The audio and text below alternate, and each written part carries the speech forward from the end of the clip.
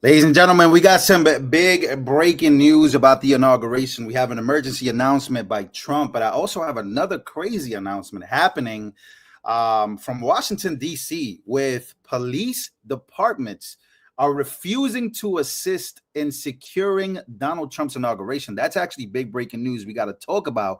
Also, Jack Posobiec comes out and says that he is extremely happy about the. First of all, let me give you guys the update. Number one, the inauguration is not going to be held outside. It's going to be held inside, which is a lot of people are still very nervous about, but a lot of people are feeling extremely happy about the fact that that announcement was just made. We're going to go through exactly what Trump said about that. The inauguration being held inside instead of outside. Jack Posobiec warns that that's still good. Dan Bongino also warns that that's still good, but we still got a lot more to talk about. So let's actually go from story to story, ladies and gentlemen. Let's actually go here real quick. Let me know also what you guys think about the inauguration being held inside. Do you feel a lot better about that? I know I do.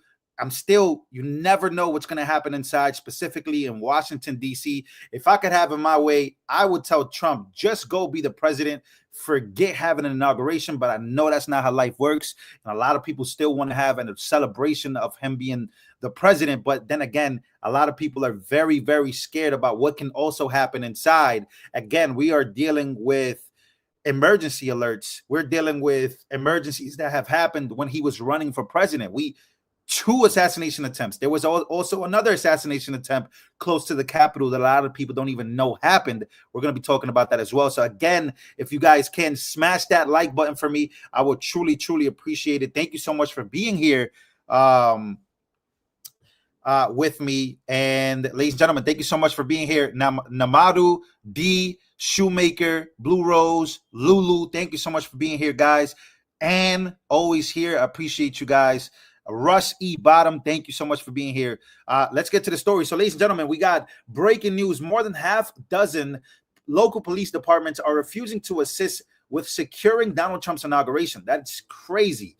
But that's also Washington, D.C. for you. That's crazy. Currently, more than half a dozen local Washington, D.C. area police departments have announced they will not assist the Metropolitan Police Department with security for the 2025 presidential inauguration. The MPD has faced criticism from both progressives and conservatives for its policing methods. This decision by local departments could leave MPD with hundreds of fewer police officers than it typically relies on for an event of this scale. While MPD has stated that thousands of officers will assist with security, several local departments confirmed that they will not participate. Is anybody surprised by this news of the local police departments in Washington, D.C.? I'm not surprised by it. Of course, we're talking about Washington, D.C. Am I disappointed? Absolutely, I'm disappointed by this. How the hell are we supposed to be okay with local departments in Washington, D.C. not wanting to protect the president-elect of the United States of America? But it is what it is. I beg to differ, but it is what it is. Here we go. Now let's go on to Trump's announcement. He says January 20th cannot come fast enough. I actually agree with you, Trump. Everybody, even those that initially opposed a victory of President Donald J. Trump and the Trump administration, just want it to happen. It is my obligation to protect the people of our country. But before we even begin, we have to think of the inauguration itself. The weather forecast for Washington, D.C., with the windshield factor, could take temperatures into severe record lows. There is an Arctic blast sweeping the country. I don't want to see people hurt or injured in any way. It is dangerous conditions for tens of thousands of the law enforcement, first responders, police canines, and even horses, and hundreds of thousands of supporters that will be outside for many hours on the 20th. And in any event, if you decide to come, dress warmly. So do you guys think this has anything to do with the actual weather? I just want to know. Do you guys think this has to do with the actual weather itself? Let's keep reading. He says, therefore, I have ordered. He ordered it. Donald Trump did it. This was not done by anybody else but Trump. He says, therefore, I have ordered the inauguration address in addition to prayers and other speeches to be delivered in the United States Capitol Rotunda. as was used by Ronald Reagan in 1985, also because of very cold weather. The various, again, let me know what you think about this. Because he says we will open the Capital One Arena. He will open the Capital One Arena on Monday for live viewing of the historic event and to host the presidential parade. I will join, he says, the crowd at Capital One after my swearing in. All other events will remain the same, including the victory rally at Capital One. So again, I don't know if you guys are going out there, but this was the announcement that Trump made. And I want to go to Glenn Beck real quick. Again, smash the like button. Let me know what you guys think about all of this. Let's go to Glenn Beck real quick. Honestly, I think this is why they're moving the inauguration and all of the people that were going to Washington to stand out in the cold to witness it inside. One, they're moving all of the dignitaries inside the Capitol, where it will be a private event, and then the one of the stadiums there inside, they're moving all of the people and asking people, don't show up at the Capitol, show up in this arena. I think it's because these guys are under such threat, because this is Jason Bourne stuff. Look at, they're changing the power structure in everything. Do you know how much money is going to be lost because of Donald Trump? Do you know how much power is going to be lost because of Donald Trump and all of his surrogates? I will tell you, it could be because it's cold. It's going to be 25 degrees in Washington, D.C. on Monday. Doesn't everybody know that? I mean, I've seen inaugural addresses out in the cold, you know, with people bundled up. I mean, they don't cancel the Macy's Day Parade. Everybody knows it's going to be cold. And if it's too cold for you, you don't go. It could be just because Donald Trump knows what the media would do if somebody had frostbite. But does that make sense to you that they're moving it because of the cold? Donald Trump, and I'm going to cover this on Monday as we at Blaze TV have our complete inaugural coverage beginning at 11 a.m. on Blaze TV on Monday. But I will tell you, he's hired his own private security company. His own private security company. I'm telling you. No, it makes sense. Many people are saying this doesn't make sense, but this makes sense. Donald Trump knows, man. He knows. He knows what we know. Dan Bongino was talking about it not too long ago. He knows that there's a threat. There's a huge threat. You don't think these people want to give, you think these people want to get. I'm going to show you a disturbing video by a leftist. These people they're in over their head, ladies and gentlemen. You don't think people are going to show up and infiltrate this? You don't think they're going to try to infiltrate this event? Come on. Come on. Let me show you something real quick. He says, this is a huge announcement by Jack Posobiec here. He says, everyone who is coming to DC this weekend needs to keep their head on a swivel. Infiltrators and agitators will be out in full force. Be wary and film them out. Again, Dan Bongino also said, great decision to move the swearing-in ceremony indoors. Creates a lot of difficulties for bad actors.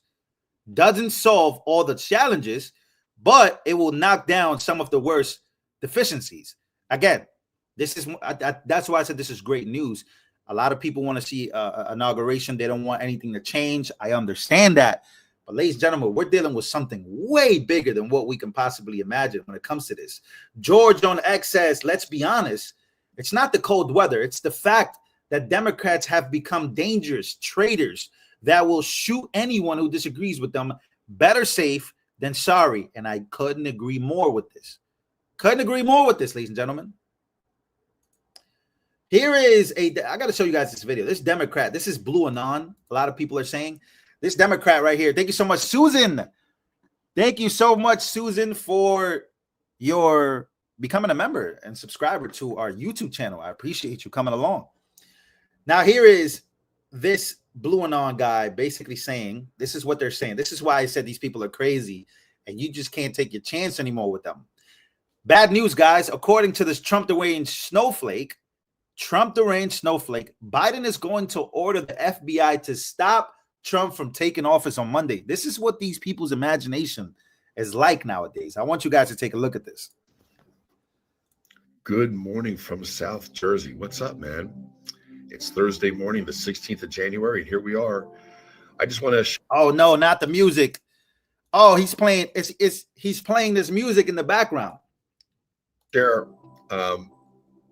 See, my friends and family out there, my friends, I consider you family now, that have reached out to me regarding this whole mess. You are my family now.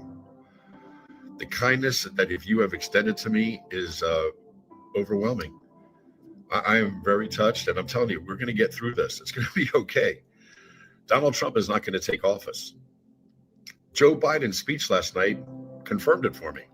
He's letting us know, in no uncertain terms, MAGA and us alike, that our country has a clear and present danger in this clown.